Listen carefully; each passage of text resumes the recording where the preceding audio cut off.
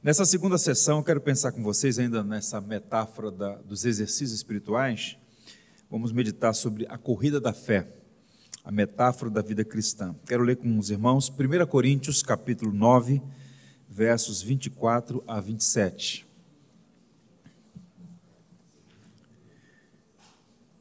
1 Coríntios 9, versos 24 a 27.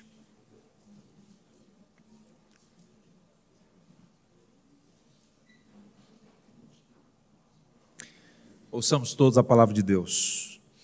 Não sabeis vós que os que correm no estádio, todos, na verdade, correm, mas um só leva o prêmio?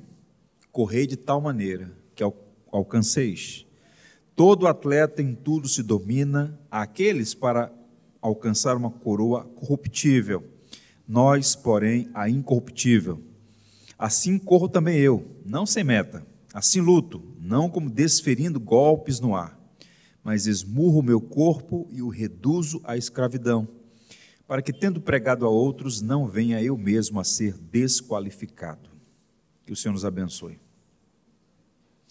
A primeira carta de Paulo aos Coríntios é uma daquelas cartas densas, em que Paulo vai tratar exaustivos temas da vida cristã, temas teológicos, e essa sessão que vai dos capítulos 8 a 10, Paulo vai tratar o tema da liberdade cristã.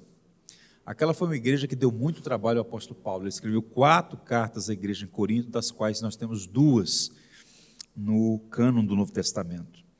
E Paulo começa o capítulo 9 apresentando 5 argumentos em favor do seu direito de receber suporte financeiro da igreja.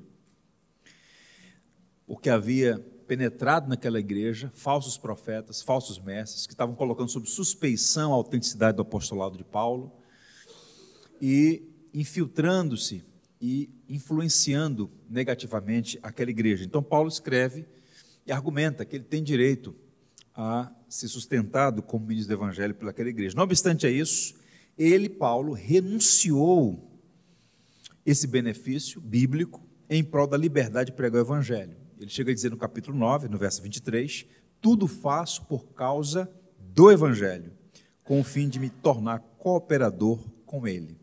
Nada, nem mesmo os direitos dele, deveriam impedir o progresso do evangelho. Então Paulo está falando aqui sobre liberdade, e aí ele avança nos seus argumentos, e ele vai usar uma linguagem, mais uma vez, naquele ambiente helênico, Acaia, Grécia, Macedônia, Ásia Menor, toda aquela região era influenciada pela mentalidade helênica grega.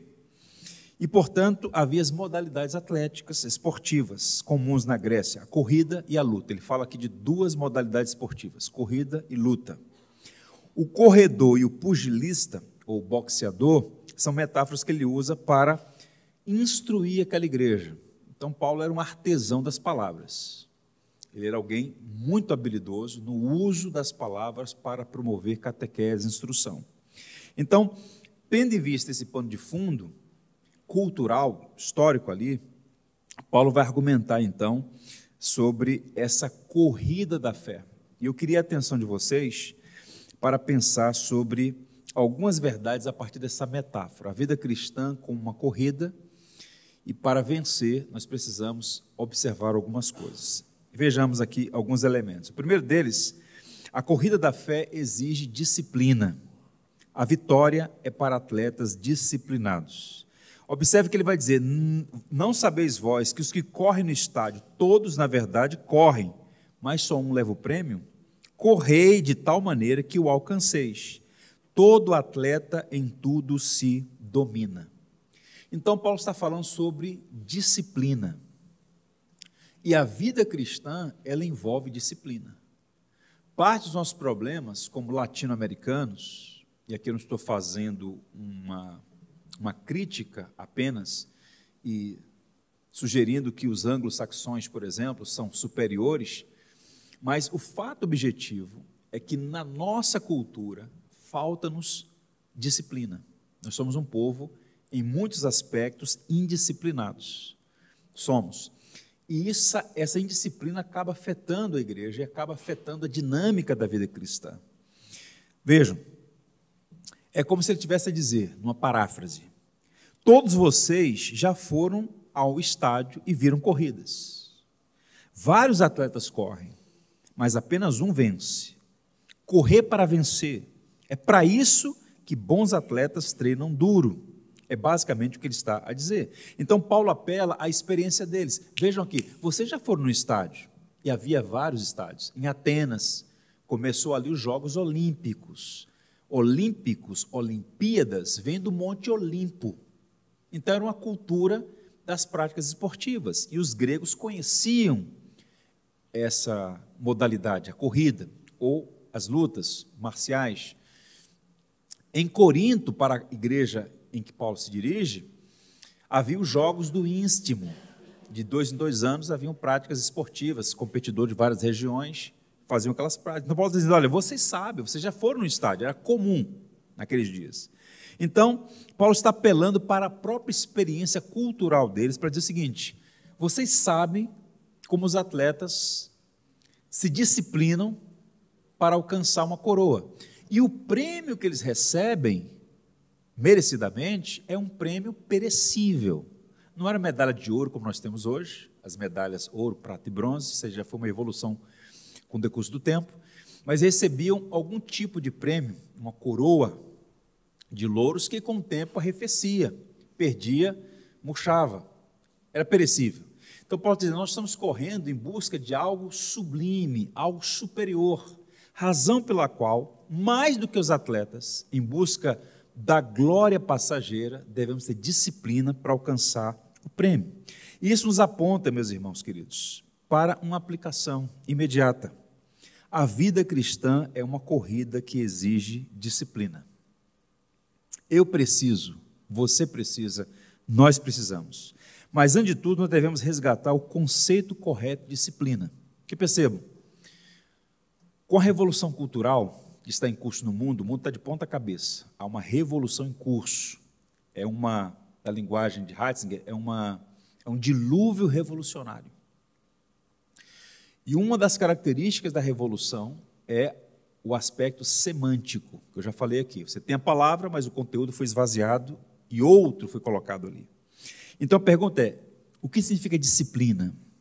Em linhas gerais, disciplina é abdicar de coisas boas em favor de coisas melhores. Então, alguém disciplinado é alguém consciente de que, abrindo mão de certas coisas, ele vai alcançar coisas ainda melhores, superiores.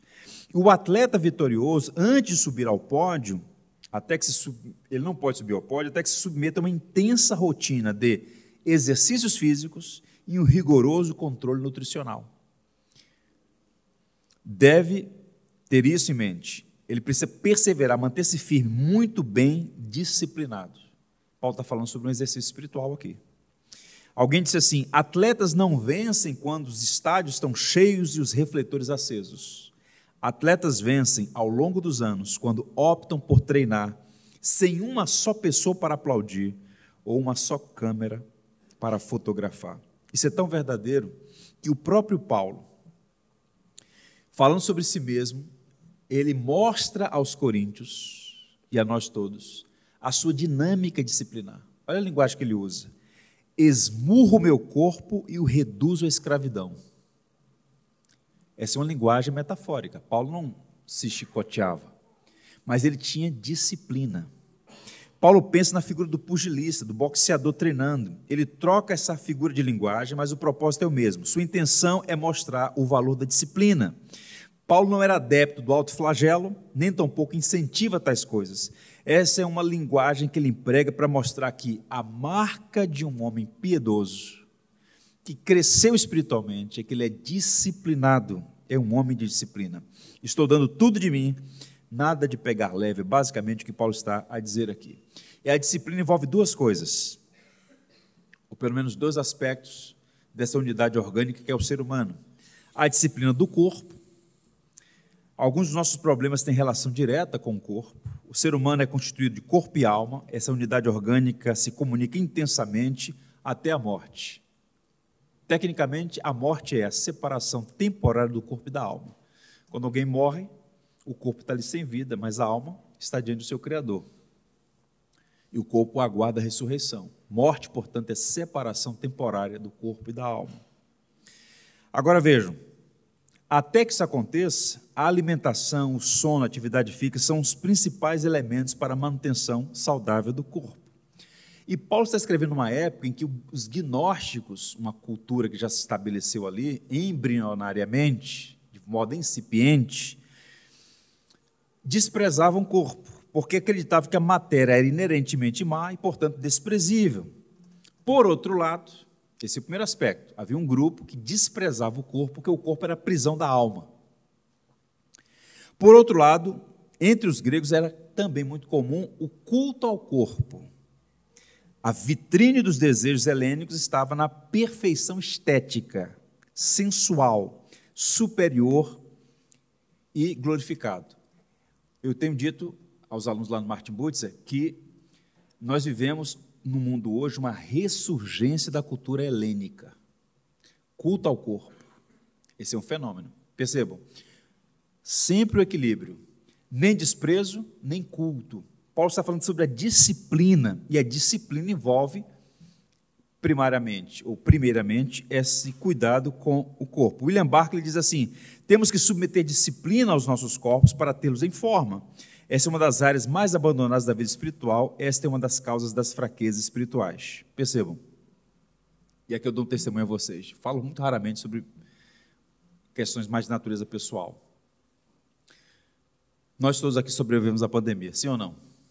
Pela misericórdia de Deus, né? Pela misericórdia de Deus. Mas a pandemia, ela causou estragos que são perceptíveis ainda hoje. Concordam? Perceptíveis.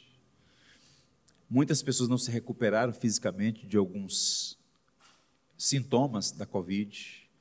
Alguns ainda estão enfrentando problemas de natureza emocional, lidando com os resíduos de medicamentos, etc. e tal.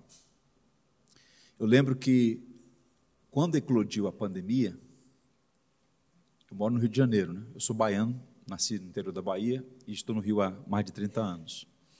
Sou um baiano cariocado. E o Rio de Janeiro ele tem um apelo às práticas esportivas. É uma das cidades mais bonitas do mundo. O Rio, não de Janeiro, que há duas cidades. O Rio, que é a Zona Sul, e o de Janeiro. Quando você for ao Rio, fique no Rio, não vá para o de Janeiro. Quando você descer no Santos Dumont, você está no Rio. Se descer no Galeão, você está no de Janeiro. Se descer no Galeão e pegar a linha vermelha, medite no Salmo 91. 1000 cairão ao teu lado, 10.000 ao teu direito, tu não serás atingido. E vai na força de Gideão. Mas a cidade é muito agradável, muito bonita, entre a montanha e o mar. Nossa igreja fica na lagoa, do terraço da igreja a gente vê o Corcovado. Muito agradável. E aquela cidade ela tem um apelo às práticas esportivas. E por muito tempo, eu pratiquei, não pode rir, né? Corrida. E correr é muito bom. E estava bem, como dizia o pessoal, voando. Veio a pandemia, rapaz, que tragédia, que situação. Dia 15 de março de 2020, eu estava inscrito para correr a meia maratona de Nova York. Já tinha feito umas 4 ou 5, São Silvestre. Comecei a ganhar peso. E aí eu tenho 2 irmãs médicas com as quais eu tenho conversado. Boa parte dos brasileiros está acima do peso por algumas razões. Existe o aspecto nutricional. Alguns alimentos acabam ajudando no processo de ganho de peso, mas há problemas de outra natureza, cortisol, problemas endócrinos e tudo mais. O fato objetivo é que nós precisamos criar uma cultura de cuidado do corpo pelos motivos certos, não para exibição sensualista dessa cultura helênica de culto ao corpo, mas nós não podemos ir para o extremo oposto, que é o desprezo pelo corpo. E aí vale a pena um conjunto de atividades para tentar manter adequadamente esse precioso tesouro que Deus nos deu, que é o corpo humano.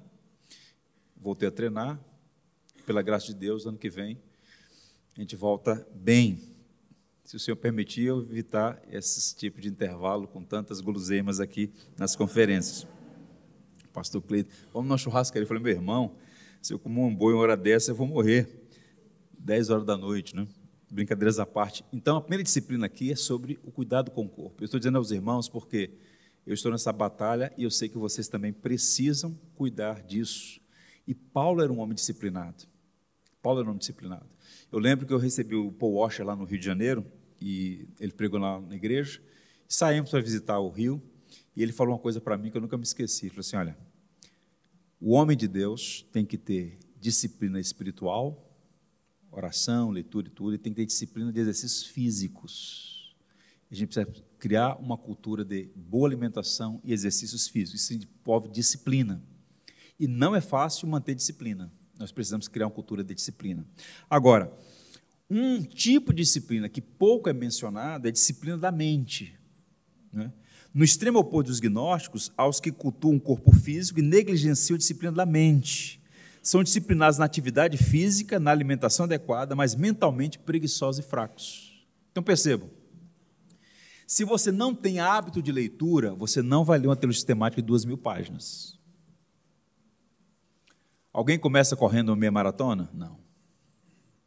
Começa como? Caminhada, aumenta a velocidade, faz 1 quilômetro, 2, aumenta o pace e vai condicionando o corpo. A mente, a alma, o coração, os exercícios espirituais também são exercícios que vão demandar condicionamento intelectual, espiritual. Então você começa e tem que começar, e aumentando a carga, ampliando isso. Agora vejam, no Brasil nós temos um fenômeno que é o analfabetismo funcional. Há muitas pessoas que não conseguem entender o texto que leem, e é curioso notar que muitos têm corpos sarados e mentes obesas, como ainda há pouco eu disse.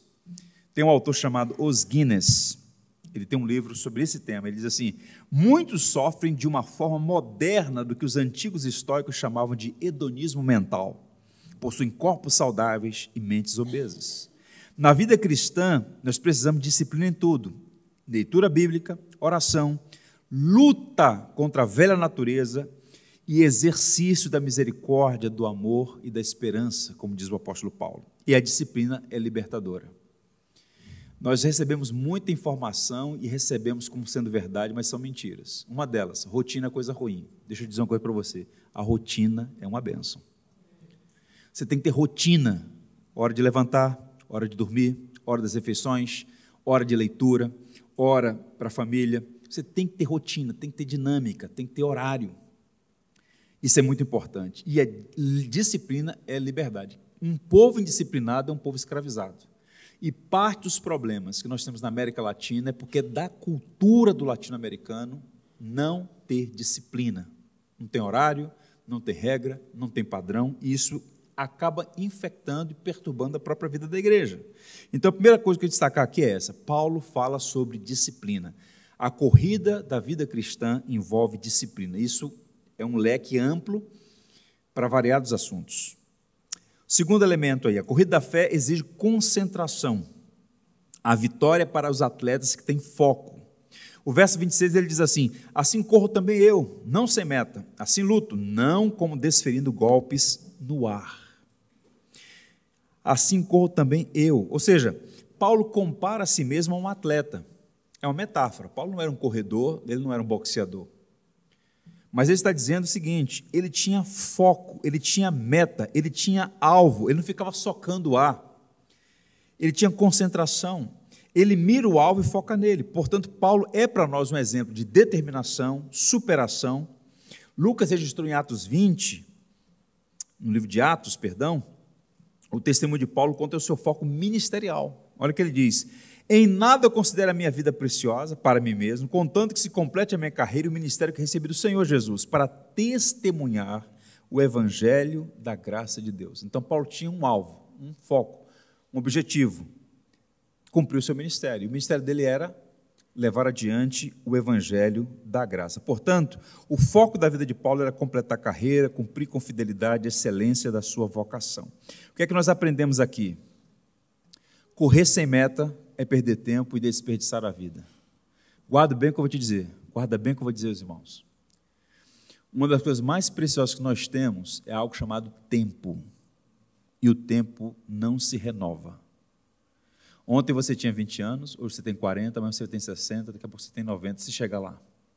Tudo passa muito rapidamente. Moisés disse que a nossa vida é um sopro. Tiago falou que é uma neblina que cedo passa.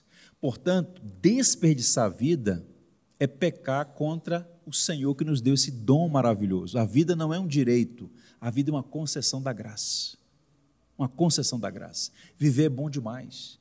Paulo chega a dizer sobre isso, de celebrar a vida, de ter esse contentamento, porque de fato é graça do início ao fim. Agora vejam, a vida deve ser vivida com um profundo senso de responsabilidade, com alvo, com determinação e com propósito. Agora, o que é que prevalece no Brasil? A filosofia de um teólogo chamado Zeca Pagodinho. Zeca Pagodinho, ele tem uma filosofia. A filosofia do Zeca Pagodinho captura bem o espírito de muitos brasileiros. Deixa a vida me levar, vida leva eu. Já parou para ler a letra dessa canção, dessa música popular? Olha o que ele diz: se a coisa não vai do jeito que eu quero, também não me desespero. O negócio é deixar rolar. E aos trancos e barrancos lá vou eu, e sou feliz e agradeço por tudo que Deus me deu. E aí pronto. É a filosofia típica do brasileiro. Não tem alvo, não tem propósito, não tem meta, não tem foco, não tem disciplina. E muitos cristãos estão na filosofia do Zeca Pagodinho. Quais são os seus objetivos, irmãos? Ô, meu querido, qual é o seu foco? Ah, pastor, estamos aí, estamos em oração, né? Deus sabe todas as coisas. Começa um jargão aqui. Já. A letra dessa música é um culto ao fracasso, à inconsequência e à disciplina. Olha o que Paulo disse: vede prudentemente como andais. Olha o que Paulo disse, diferente de Zeca Pagodinho: vede prudentemente como andais. Não como nécios, nécio é uma palavra bonita para o tolo. Não como tolos, e sim como sábios, remindo o tempo, porque os dias são maus. O que é remir o tempo? Remir o tempo é libertar o tempo. Bota isso na tua agenda. Eu preciso libertar o meu tempo de tudo que é frívolo. Todo mundo só tem 24 horas. E você tem que ter uma agenda, uma disciplina, um alvo, um foco para colocar as primeiras coisas em primeiro lugar. O que é mais importante na sua agenda? A gente só dá tempo para aquilo que a gente ama.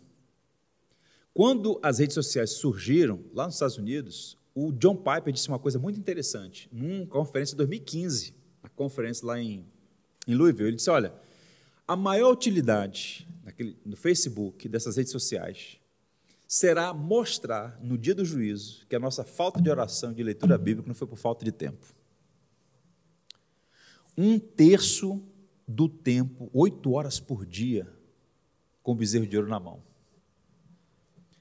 As tecnologias têm o seu valor,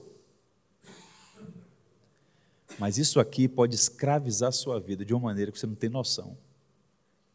Casamentos podem ser destruídos, relacionamentos perdidos, divórcio emocional entre pais e filhos, distanciamento entre as pessoas por causa do uso indevido. E Paulo está falando: liberte o seu tempo, vai remir o seu tempo, tenha concentração, tenha foco. Eu quero indicar para vocês um filme de 87, o filme é um clássico chamado Império do Sol, de Steven Spielberg. É um filmaço, é um clássico. Em linhas gerais, é um filme antigo, spoiler, né? Eclode a guerra em Xangai, anos 40, a cidade é ocupada pelos japoneses, e aí você tem uma família inglesa que está fugindo para o porto, para de lá sair para o exílio. E aí está a mãe com o garotinho fazendo esse caminho. Só que a multidão está nas ruas. E o garoto está segurando a mão da mãe, o pai já está lá esperando. E ele está com um avião na mão, um brinquedo.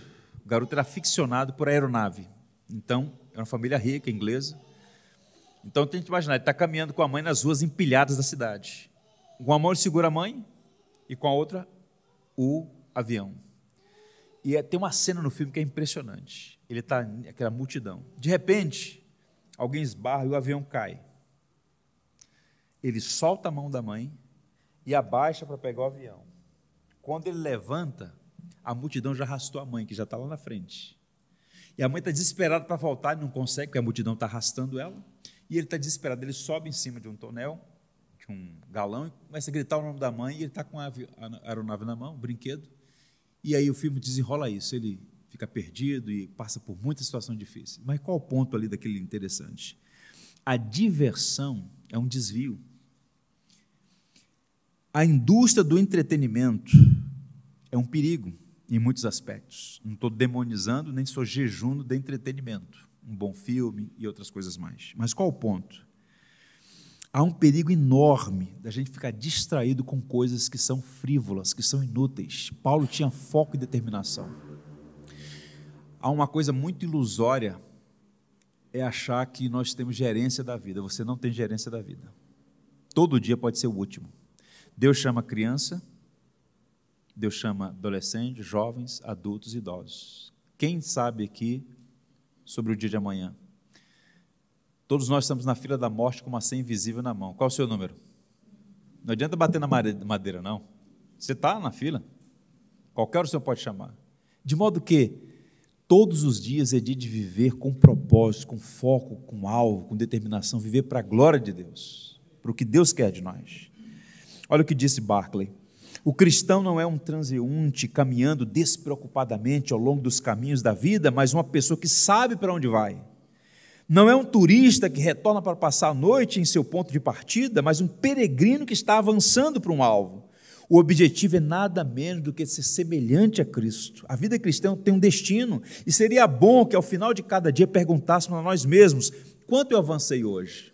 Porque o foco da teologia, o foco de uma escola teológica, o foco de uma igreja que valoriza o magistério da palavra é promover o crescimento espiritual das pessoas. E o crescimento espiritual envolve uma boa teologia que desemboca em piedade, vida autêntica. Paulo tinha essa filosofia. Irmãos, quanto a mim, não julgo havê-lo alcançado. Eu faço uma coisa, eu esqueço das coisas que para trás ficam e avanço para as que estão diante de mim. Prossigo para o alvo, para o prêmio da soberana vocação de Deus em Cristo Jesus. Então Paulo tinha essa dinâmica: esqueço o que ficou para trás, tenho um foco, tenho um alvo, vou naquela direção. Portanto, precisamos avançar, crescer. Nosso alvo é o próprio Cristo, é o prêmio que nós vamos receber, é o próprio Cristo. Terceiro elemento nessa dinâmica, nessa metáfora da corrida: a corrida exige integridade. A vitória é para os atletas que são honestos. Vejam, salvos pela graça, sempre e somente pela graça, para as boas obras. Obras não salvam, mas as obras revelam quem são os salvos. Por isso Paulo está falando aqui de integridade. Veja o que ele vai dizer no verso 27. Esmurro meu corpo, reduzo a escravidão, disciplina, para que, tendo pregado a outros, não venha eu mesmo a ser desqualificado. Paulo está fazendo, portanto, uma defesa do apostolado. Paulo é disciplinado, está concentrado, ele tem foco, ele tem objetivo. E seu objetivo qual é? Ser aprovado, concluir com êxito a carreira, a corrida. O que está em jogo, repito, não é a sua salvação, mas glorificar e honrar o seu Salvador. Talvez Paulo estivesse mais uma vez pensando aqui na figura dos Jogos Olímpicos. O arauto anunciava as regras da disputa e no final proclamava o vencedor. E o vencedor só era coroado se competisse segundo as normas. Havia rigorosos critérios. Naquela época não havia o antidoping como tem hoje, mas havia critérios. Estatura, tempo de treinamento, as regras no percurso e tudo mais. Portanto, o foco aqui, o alvo desse ponto aqui é lembrar-nos da integridade como algo essencial e inegociável. O atleta deve correr de acordo com os princípios estabelecidos. E a aplicação para nós aqui é a seguinte: a corrida da fé, ou melhor, na corrida da fé, o caráter faz diferença. Há uma história interessante que aconteceu em 1980, chama-se Fraude na Maratona de Boston. Há muitas maratonas no mundo, a mais famosa, a mais demandada, por assim dizer, é a Maratona de Boston. E em 1980 aconteceu uma coisa interessante. Eu vou ler para vocês o artigo sobre a fraude da Maratona de Boston. Todos aguardavam com expectativa a chegada dos atletas, e de repente desponta uma delas e cruza a linha de chegada. A corrida, a maratona feminina. Os repórteres correm para fazer essas primeiras entrevistas, e Rose Ruiz foi a vencedora para a surpresa de muitos que nunca tinham ouvido falar dela. Mas alguém observou o corpo flácido, as pernas não comuns a atletas daquela tipo de competição. Algo incomum para o maratonista. Foram investigar e descobriram que ela tinha entrado na frente das outras, faltando apenas 1.600 metros. Ela foi desclassificada e a fraude exposta publicamente. Curioso, ela insistiu que tinha corrido a prova inteira. Ela foi considerada uma sociopata, pois havia perdido o senso da realidade e do que estava certo ou errado. Havia provas, você entrou no ponto tal, faltando 1.600 metros, numa maratona de 42 quilômetros. E ela, não, eu corri inteiro. E as provas estavam lá. Qual o ponto aqui? Há muitas pessoas que querem cruzar a linha de chegada sem participar da prova. Temos que nos submeter aos princípios estabelecidos pelo Senhor. Paulo, escrevendo a Timóteo, diz assim: o atleta não é coroado se não lutar segundo as normas. Há normas, há regras, há leis. Isso é estranho para nós. E aqui, uma coisa muito sutil e perigosa. Nós hasteamos a bandeira do Evangelho da Graça somente. Você não é salvo pelo que faz. Evangelho não é conselho. Faça isso, Deus vai te abençoar. Faça isso, Deus vai te salvar. Não. O Evangelho é uma boa notícia de que Deus nos amou em Cristo e em Cristo nos redimiu naquela cruz. Ponto. Certo?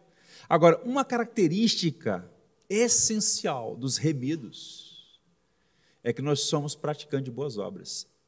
Nós imitamos o caráter de Cristo. Nós competimos segundo as regras, ou seja, existe integridade.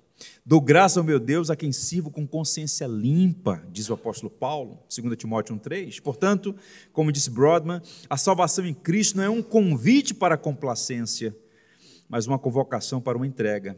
Cada novo dia é uma convocação para a jornada da fé. Portanto, essa corrida da fé envolve, além da disciplina, do foco, envolve também a questão da integridade. O atleta tem que competir segundo as normas, é o que Paulo vai dizer aqui, usando essa metáfora. Quarta característica, a corrida da fé oferece um prêmio de valor eterno.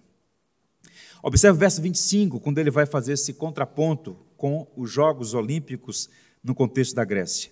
Todo atleta em tudo se domina, disciplina. Há aqueles para alcançar uma coroa corruptível, nós, porém, a incorruptível. O que é que Paulo está a dizer aqui? Paulo era um grande escritor, o artesão das letras, o maior teólogo do cristianismo, escreveu um texto do Novo Testamento, era um gigante. Paulo conhecia a cultura helênica, ele se dirige para uma cultura, ele está escrevendo para a igreja de Corinto. Aquelas pessoas estavam familiarizadas com tudo isso que Paulo está a dizer. A cultura dos jogos, a disciplina dos atletas, e Paulo então usa esse ponto cultural para falar de realidades espirituais. A vida cristã comparada a uma corrida. E ele vai, então, tratando esses pontos aqui. E aí ele vai dizer, olha, vocês sabem como é que funciona. O atleta, ao chegar ao final daquela competição, ele é coroado, ele recebe uma coroa, mas essa coroa é corruptível. Eles buscam algo que tem valor, mas é um valor com prazo de validade, é corruptível. Nós, porém, por algo incorruptível. O que ele está dizendo é o seguinte, ponderem, pensem, considerem. Se eles se disciplinam, mantêm foco, exercícios físicos, regras dietéticas rigorosíssimas, treinam, observam as regras para alcançar aquela glória, muito mais nós, que fomos chamados para algo incomparavelmente superior. Em Atenas, recebia-se a grinalda de oliveira, em Delfos, uma grinalda de louro, em Corinto, uma grinalda de pinheiro. Mudava aqui as espécies, mas era algo que simbolizava vitória. Mas o que Paulo está a dizer? Os atletas, de modo meritório, recebem esse prêmio e são glorificados por isso. Mas o prêmio deles tem prazo de validade. Nós buscamos uma coroa incorruptível. Ele vai empregar essa mesma linguagem, escrevendo a última carta dele, a carta a Timóteo, a segunda, dizendo o seguinte: quanto a mim, estou já oferecido por libação e o tempo da minha partida é chegado. Combati o bom combate, completei a carreira e guardei a fé. Já agora, a coroa da justiça me está guardada, a qual o Senhor, reto juiz, me dará naquele dia, e não somente a mim, mas a todos quantos amam a sua vinda. Então veja, essa é uma das passagens mais emocionantes da Bíblia. Há um gigante anglicano chamado reverendo Andrew Moore. Ele diz com muita propriedade que a gente deve ler 2 Timóteo com lágrimas nos olhos, porque é o testamento de fé de um pai ao seu filho. Paulo estava no cadafalso, prisão marmetina, em Roma, alguns dias, alguns meses no máximo da sua morte. E ele escreve essa carta dizendo para Timóteo: olha, eu cheguei ao fim da carreira, eu combati o bom combate, e eu tenho certeza que o Senhor vai me dar uma coroa de justiça naquele dia, não apenas a mim, mas a todos quantos amam a sua vinda. Então, é um prêmio dado aos remidos, aqueles que vão perseverar nessa jornada até o final. E essa coroa da justiça estava guardada para ele. Ele é um atleta de Deus que correu a corrida da fé e iria receber uma coroa. Não era como a dos atletas de Corinto, de Atenas, de Delfos, de Roma, era chamada de coroa da justiça. O imperador Nero pode declarar o apóstolo Paulo culpado e condená-lo à morte, mas o Rei dos Reis, Senhor dos Senhores, justificará o apóstolo Paulo diante do tribunal de Deus e dará a ele a maior glória que o homem pode receber: ver diante de Deus para sempre em plena e perfeita comunhão, coroa da justiça. E essa linguagem é empregada aqui não de forma aleatória, as palavras têm importância. O John Stott, comentando esse texto de 2 Timóteo, diz assim: a coroa da justiça é concedida a todos quantos amam a sua vinda, não porque seja uma atitude meritória a ser adotada, mas por ser uma firme evidência da sua justificação. E qual é a marca do justificado? Qual é a marca do remido? Qual é a marca do homem reconciliado, do salvo? É a perseverança na jornada da fé. O que perseverar até o fim será salvo. Graça da parte de Deus sobre nós. Portanto, a aplicação para nós é a seguinte, irmãos: o prêmio da corrida da fé não é deste mundo. A corrida da fé, portanto, é uma metáfora da vida cristã. O prêmio dessa jornada não é desse mundo. Os atletas olímpicos são merecidamente coroados com medalhas que representam uma vida inteira de dedicação aos esportes. Nós temos aqui no Brasil grandes atletas, há grandes personalidades no Brasil e no mundo, que merecidamente são reputados e reconhecidos como gigantes nos campos de atuação, no mundo esportivo. Agora vejam, por mais glorioso que seja, o brilho dessas conquistas está com os dias contados. O que é que nós aprendemos aqui? Algumas lições práticas para a nossa caminhada. Todo cristão participa da corrida da fé, guarde isso, todos nós estamos nessa jornada. E o verbo aqui está no plural: correi de tal maneira que o alcanceis. Todo crente está nessa corrida. E nós precisamos, como eu disse ainda há pouco, cultivar a piedade. Exercita-te na piedade. E a corrida da fé demanda esse exercício espiritual. Segundo, todo cristão deve se esforçar para chegar até o fim. Isso implica em disciplina. Todo atleta em tudo se domina. A vida é disciplina espiritual. E eu quero encorajar você de todo o coração, como irmãos na fé. Cresçam nas disciplinas espirituais. Eu citei duas na reflexão anterior: palavra e oração. Mas nós estamos falando de outras disciplinas espirituais que precisam ser cultivadas por nós, para que nós possamos crescer. E sem disciplina é impossível crescer na fé.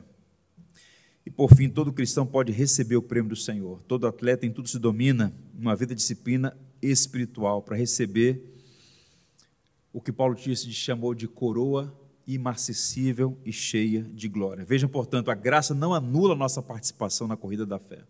Em algum aspecto aqui existe um elemento sinergístico, né?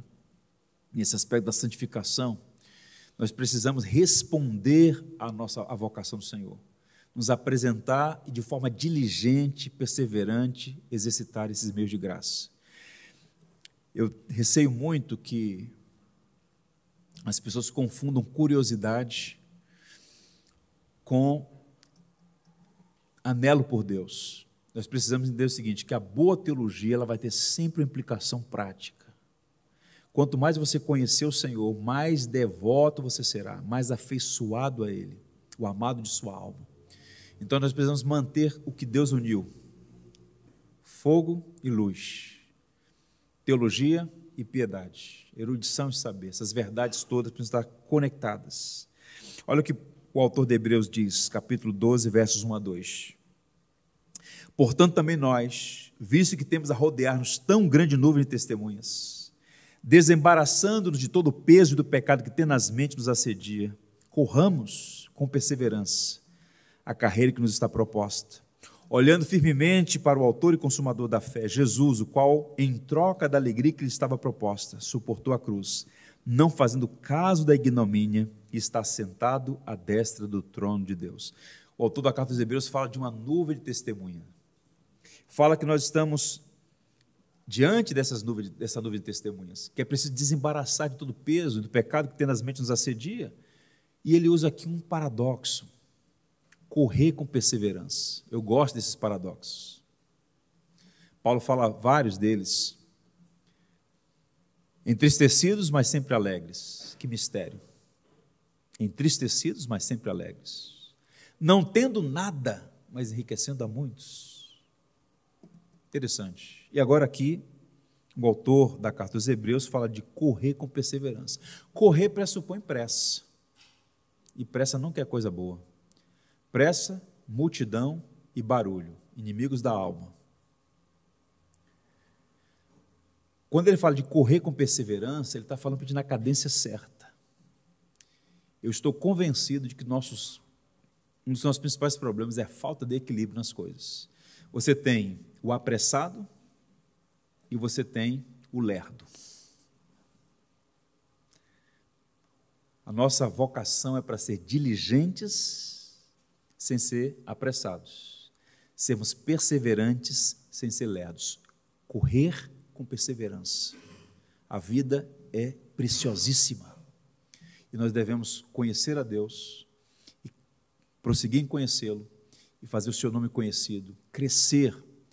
E isso envolve aprofundar nosso entendimento bíblico-teológico, vai demandar leitura, reflexão, coração ensinável para aprender com os mestres que o Senhor levanta, aproveitar as oportunidades de boa literatura, muita coisa boa na língua portuguesa, enfim, e as disciplinas espirituais que envolvem a questão da devoção do coração, da oração e tudo mais, para que possamos chegar ao final dessa jornada vitoriosamente, como Paulo propôs aqui aos Coríntios. Eu quero encerrar contando a vocês a história de um homem que é um gigante, chamado Eric Liddell. Eu tive a oportunidade de passar uma temporada na Escócia e fui na igreja onde ele foi pastor. Ele está sepultado na China continental. Foi um missionário. Mas a história dele é fascinante porque ele é o segundo filho de um pastor, James Liddell. E ele, então, se apresenta, depois da sua conversão, ele sente-se vocacionado e vai para a China, servir como missionário lá, na Sociedade Missionária de Londres. E ele, por toda a sua jornada, enquanto família, percebia no seu pai um piedoso pastor, crente, e ele então foi influenciado pelo seu pai. E o Senhor o chamou para si e o enviou em missão. Ele vai então servir lá na China. E um dos versos que mais moldavam o ministério do Eric Liddell era justamente esse: corram de tal modo que alcancem um prêmio. Por quê? Na adolescência e na juventude, ele se destacou no colégio por ser um grande corredor. Um grande corredor. E aí, em 1907, com 5 anos, ele e seu irmão se destacavam já nas práticas esportivas, e aí ele vai crescendo naquilo. Para resumir a história, ele se torna o maior velocista do Reino Unido, quebrando todos os recordes naquela faixa etária, e então ele é levado para correr as Olimpíadas de Paris. Só que, no dia da corrida, ele era velocista de 100 metros, caiu no dia de domingo. Ele falou assim: no domingo eu não posso correr, que domingo é dia do Senhor. E o treinador ficou desesperado com ele: você é o velocista, há uma expectativa, você vai ganhar medalha de ouro? Ele disse: não, não posso correr no domingo. Tem algum outro dia que eu possa correr? Olha, só tem no sábado, mas é a prova de 400 metros. Você não tem a mínima condição. Eu vou correr de 400. Ele corre, para resumir a história, ganha a medalha de ouro das Olimpíadas de Paris, 1924, e ele é aclamado como um dos grandes velocistas da história. E quando ele volta, ele tem a seguinte oportunidade de fechar um contrato milionário à época, para ser, por assim dizer, um garoto propaganda nas áreas esportivas, mas ele disse, eu vou correr, mas volto para focar no meu ministério. Ele vai para a China, dedica a sua vida inteira como missionário na China, e ali ele é sepultado. E há uma coisa interessante na vida desse homem que é a seguinte, ele vai dizer o seguinte, eu fui feito para um propósito, e tem a ver com a China, mas Deus me fez rápido também. Quando eu corro, sinto que Deus tem prazer, e ao correr e vencer, isso se tornará honra para Ele. Se eu não correr, seria como desagradar ao Senhor, mas corro para a glória de Deus, e a minha maior corrida é cumprir o meu ministério, de levar o nome do Evangelho a esse país, a quem amo e a quem sirvo. Eric Liddell é para nós uma referência de um cristão que tinha disciplina física, disciplina espiritual, que correu a carreira da fé e que cumpriu sua vocação. Em tudo deu um bom testemunho da sua fé em Jesus Cristo. E é para nós uma referência. Eu quero recomendar a vocês que assistam um filme chamado Carruagem de Fogo. E se tiver alguma coisa relacionada à vida dele, uma boa biografia, vocês vão aprender bastante. Ele passou muitas agruras na China depois que houve a Revolução, mas lá perseverou e ficou até o último dia, quando o Senhor chamou para si. Que Deus nos abençoe e que nos dê uma disciplina para que possamos vencer na jornada da fé, na carreira que o Senhor nos colocou. Amém? Vamos ter uma palavra de oração, vamos pedir ao Senhor que nos abençoe. Deus bendito, nós te damos graças por sua palavra, porque ela nos encoraja, exorta, consola, edifica. Fomos encorajados, Senhor Deus, a olhar para a vida cristã como uma corrida. Nós precisamos de disciplina, de foco, concentração. Ajuda-nos para que possamos alcançar o prêmio da soberana vocação em Cristo Jesus. Não permita que nada nos distraia nessa jornada, que possamos correr com integridade, buscando em tudo glorificar a Cristo. Te louvamos porque nós temos na história grandes testemunhas que para nós são exemplo de piedade cristã, como Eric Liddell, por exemplo. Oramos, Senhor, para que esta igreja aqui reunida, cada um dos meus irmãos e irmãs, se sintam encorajados a prosseguir, em te conhecer, te amar e te servir. Que possamos fazer isso com alegria, com integridade, com um profundo senso de maravilha. Como é bom viver, como é bom servir ao Senhor, como é bom dedicar a vida às coisas espirituais. Por isso eu oro, agradecido por esse tempo, por essa conferência, e que a Tua palavra encontre espaço precioso no nosso coração e possa produzir muitos frutos que glorifiquem a Ti. Oramos em nome de Cristo, Redentor nosso. Amém.